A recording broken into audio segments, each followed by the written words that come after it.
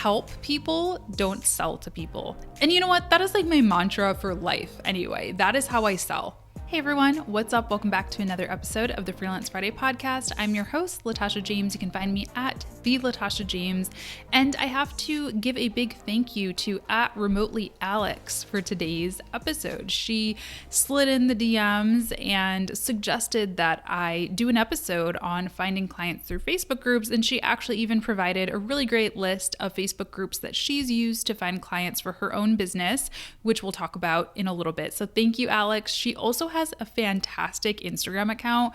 If you are somebody who is looking for a social media marketer, or you're just looking for some good inspiration and, some tips about social media, her stuff is really, really good. So check her out. I'll be sure to link you, Alex. Okay, so yes, we're talking about Facebook groups today. So I have found clients through Facebook groups. I've actually found some really good ones. And I've maybe even, I don't know what the record says, but I probably have said some negative things about Facebook groups on this channel and podcast in the past because they've really been very hit or miss for me. But I want to talk about how to avoid some of those misses and just dive right into the good stuff. So I've got a few tips for you. First, let's talk about joining other groups. This is probably the easiest way and the quickest way to find clients. Starting your own Facebook group is valuable. We'll talk about that in a second, but it definitely is a slow crawl. So first thing that I think a lot of us often forget about when it comes to this is optimizing our own Facebook profiles. I know Facebook for me is like the place where I keep in touch with my family and like friends from high school, and that's pretty much it. Keep up to date with stuff in my community. I don't really do a lot of business networking. I don't add clients. It doesn't really do a whole lot for me personally. And I know that I'm not the only one. However, if you're going to be joining Facebook groups with your own personal profile, which I do recommend, I don't recommend joining with a page necessarily. And most groups don't even let you join with your Facebook page. So if you are joining with your personal profile, it is important that it is optimized somewhat for business. So here are the things that you can update. You can update, obviously, your profile picture. That's going to be showing to anybody who sees you on Facebook. So, I don't want like a photo of me drinking a beer or, I don't drink, but, if doing something like really unprofessional or just not on brand. I don't know. I want a profile picture that's going to show that I'm a business owner. Obviously, you don't have to be like in a suit and tie like you might be on LinkedIn because it is a personal profile, but you still want it to somewhat, speak to your brand, if you will. Same thing for your cover photo on your personal page. Those are public as well. So I've seen some people use these really creatively and maybe create a cover photo that has their business logo and website and a little bit about them and what they offer. Or again, you can totally do something that's personal, pictures of, your family or whatever your brand is about, as long as it is professional. It's not like you being like, all over the place, right? Also, your intro section. So this is the section that has, I think it's like your job experience, your education, your relationship status, all of that stuff you can customize in there. What is going to be public and what is going to be friends only. And so definitely like put your business on there. If you have a Facebook page for your business, make sure that that is showing, because we'll talk about this in a second.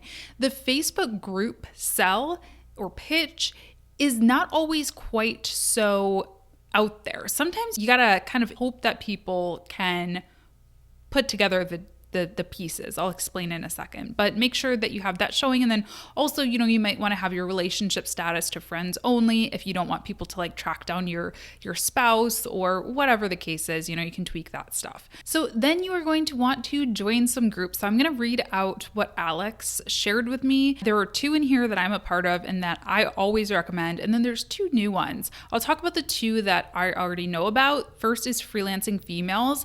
And this has over 50,000 members. So of course it is, for females or female identifying people only, unfortunately, so sorry fellas. But this is a really great community for education and also for sharing different opportunities. Alex writes, it's an awesome community, but a little strict with what you can post. The posts get approved before they go live, and you can't post jobs in the group, but they did create a separate site where they post all of their jobs, which is freelancingfemales.com/jobs. So that's good to know. So yeah, they are a little bit strict. You have to put like opportunity if you're going to offer something or question or things like that. But I personally like this strictness because it keeps a lot of this spam out.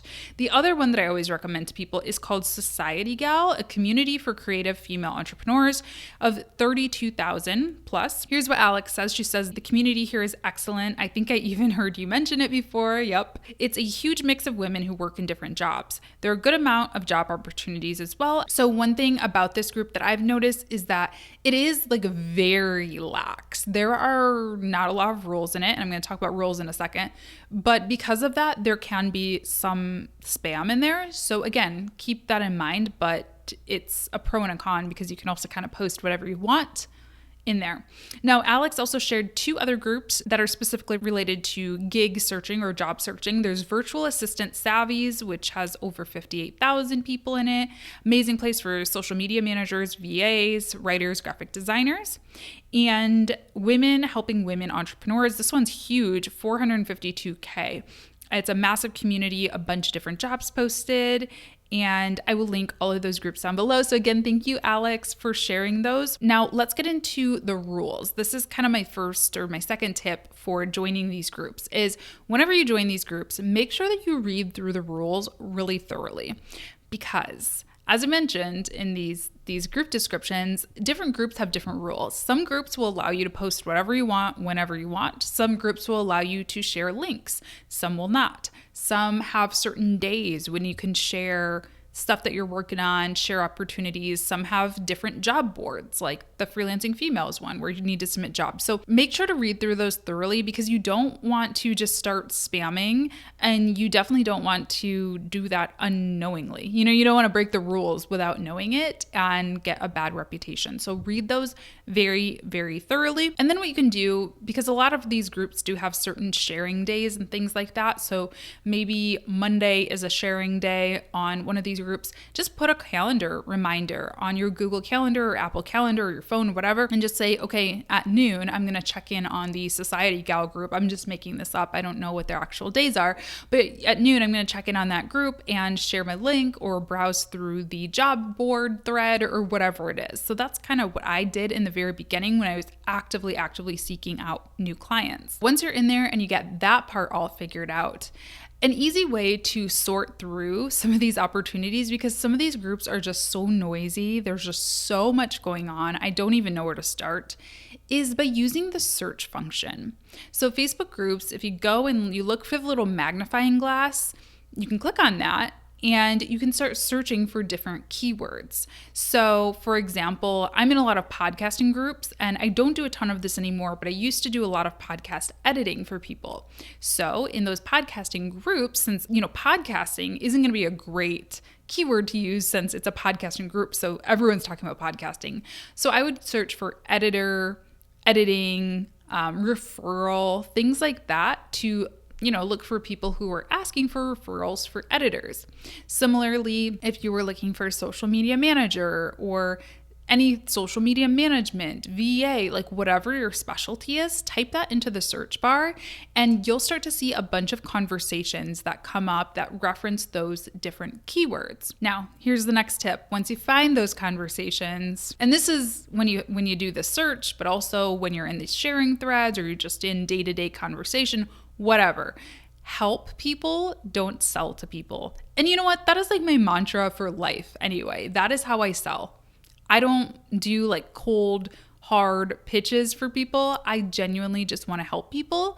And that's my sales strategy, really and truly. So it's definitely true in Facebook groups where, like I said, it can be very noisy. Things can also get very competitive. We'll talk about rising kind of to the top of the pack in a second, but one of the ways that you can also do that is just by being helpful. I remember one time I was asking, what do you look for in an accountant? I wasn't asking for an accountant. I was asking like, where do you find them and what do you look for? And I just got spammed with links.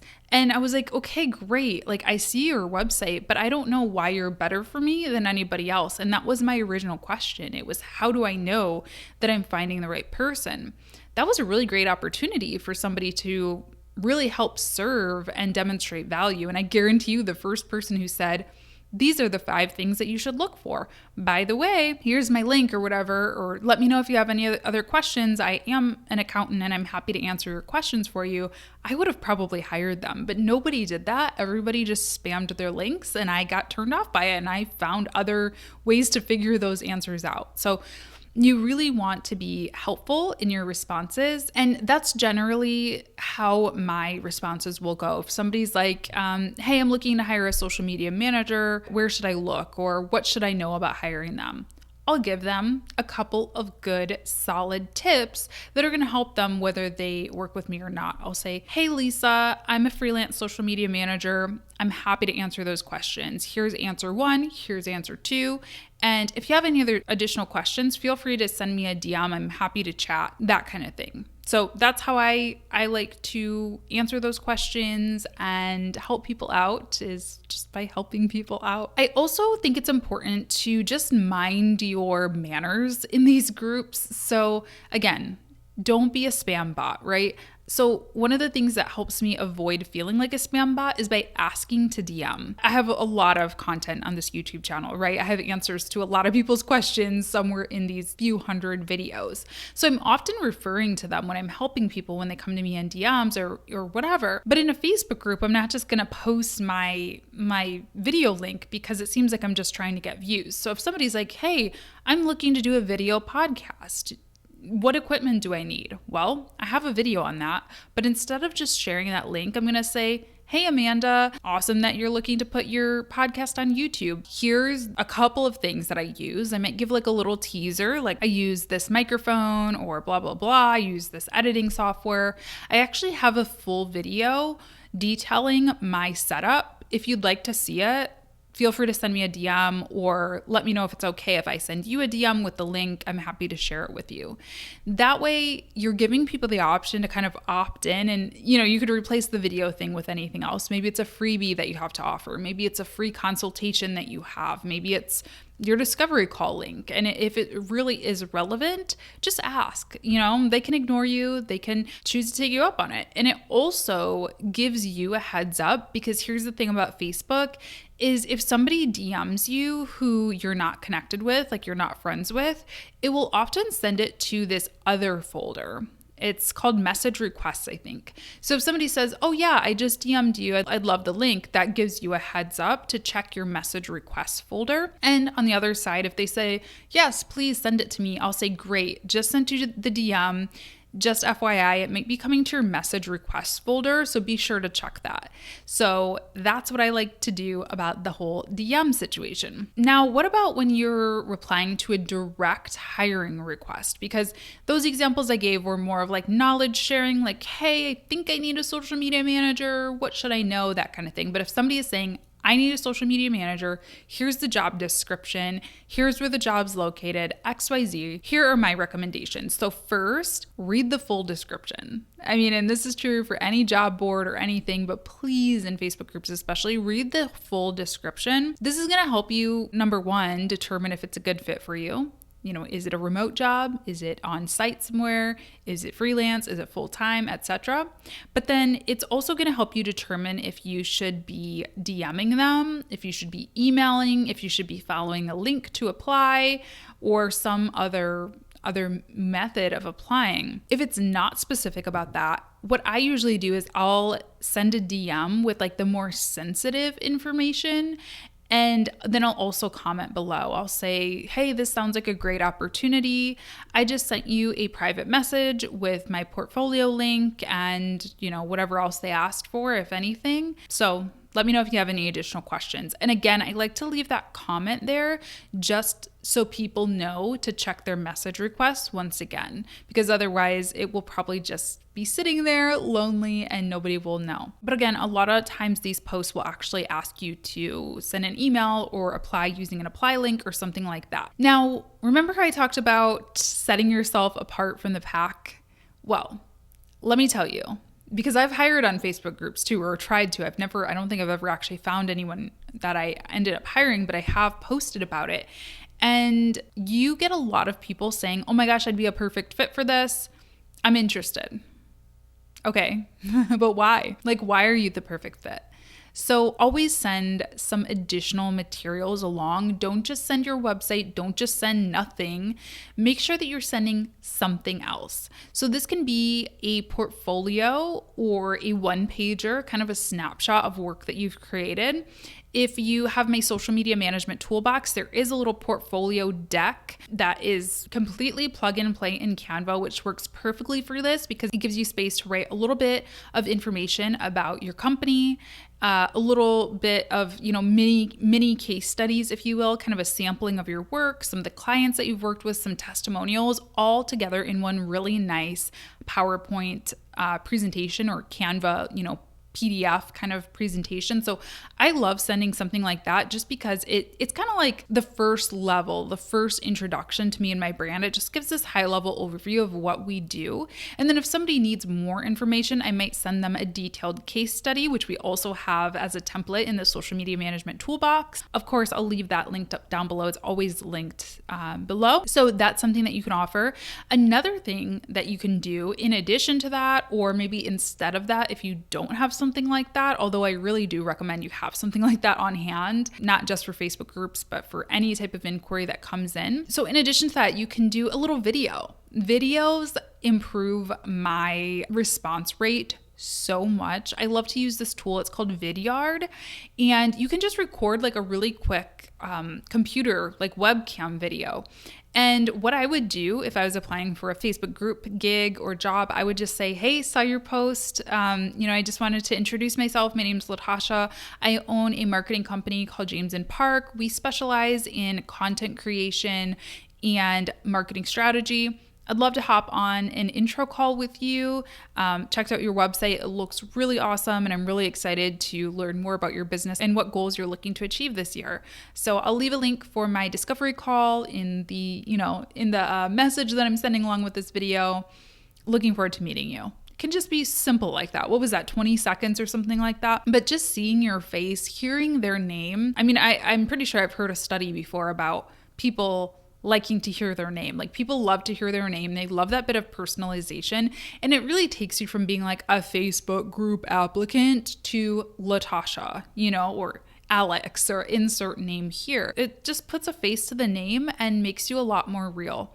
So I really recommend doing something like that if you can. And really, we all can. Likely, however you're watching this on a computer or on a phone, I'm pretty sure you can record a quick little video just to set you apart. Another thing I like about Vidyard, I've talked about this before, but you can actually get a notification when somebody views your video. Same for Loom. Loom is a very similar tool, but you'll be able to see if they viewed it. So at least you know whether it's time to move on, or if maybe your message got stuck in their message requests and you need to go back to that original post and comment and let them know, hey, I did apply, I might be stuck in your message request, just FYI. Okay, so those are some great ways to find gigs on other groups, but what about if you want to create your own?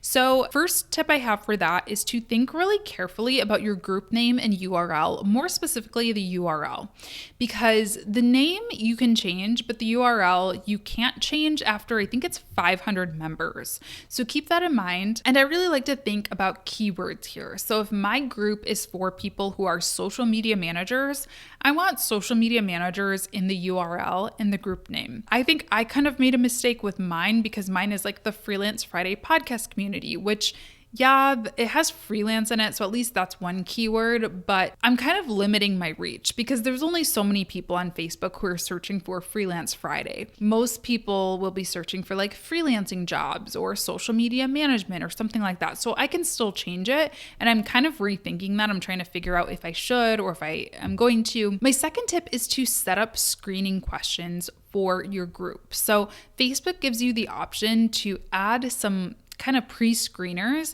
So I'm sure you've experienced it. If you've ever tried to join a Facebook group, it might ask you, hey, give us your name, read through these rules. What else? Leave your email address if you want to. Tell us a little bit about your business. So I definitely recommend adding a few of these. Now, I don't recommend going overboard because sometimes I just abandon ship when I am trying to join some of these groups and they're asking like my whole life story. It's like, oh my goodness. But a couple of really simple, quick questions just to make sure that people are there for the right reasons, that they're not trolls or spammers or people just trying to sell something. And my little secret trick here, which isn't so secret, other groups do this, is I have a question on my group that says, if you are interested in being, among the first to know about new product launches, or it says something like that, leave your email address here. And it's optional. So people don't have to, they don't need to give their email in order to join the group, but they can if they want to. And this has really helped me build my email list. And then once you do that, you'll be able to copy and paste those emails into your email platform, which I use Flowdesk.